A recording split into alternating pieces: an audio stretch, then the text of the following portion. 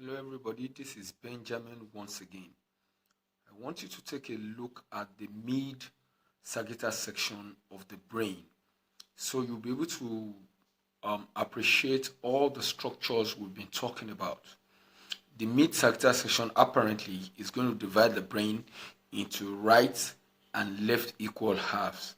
So what you see here is the corpus callosum. That's the largest commissure and band of fibers that joins the right hemisphere of the brain with the left hemisphere. Now there's a gap here. You see a band of fiber covering this space, and that is the septum pellucidum. That is the septum pellucidum. Now, the area that I would like us to appreciate extensively tonight is actually the area of the diencephalon.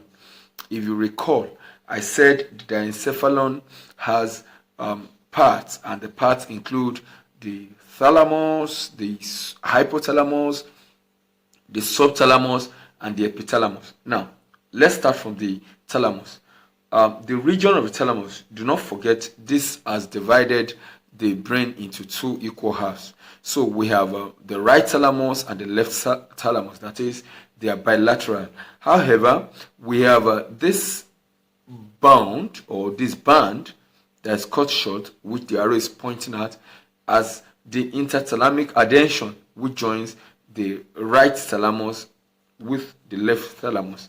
That's the thalamus. So the region you have in here, where the arrow is pointing at, is actually the hypothalamus. You can see that's the hypothalamus. Now, the hypothalamus, which is the master's master, is connected to the pituitary gland. That's the pituitary gland, or the hypophysis, via the pituitary stalk, or this area called the infundibulum. So we've discussed the thalamus, the interthalamic adhesion, which joins the right thalamus to the left thalamus, the hypothalamus, which is the center for regulation of temperature, homeostasis, sexual function, and nutrition. Then we discuss the master gland, that's the pituitary gland, which is joined with the hypothalamus by the pituitary stalk. So those are the anterior aspects. So let's go to the epithalamus now.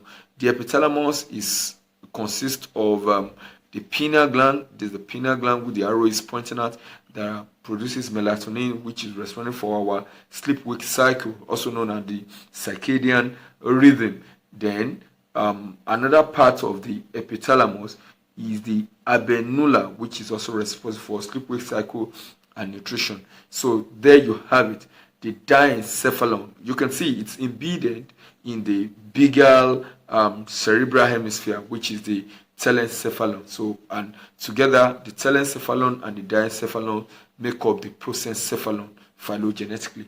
So the diencephalon has the parts: the thalamus, interthalamic adhesion joining the right and the left thalamus, the hypothalamus, which is joined to the pituitary gland, which is the master gland by the pituitary stalk, on the infundibulum. Then we also have the epithalamus, which consists of the pineal gland and the habenula, which is for circadian rhythm. So that's the diencephalon on the gross anatomical level. So I hope you'll be able to appreciate that. See you some other time. Bye for now.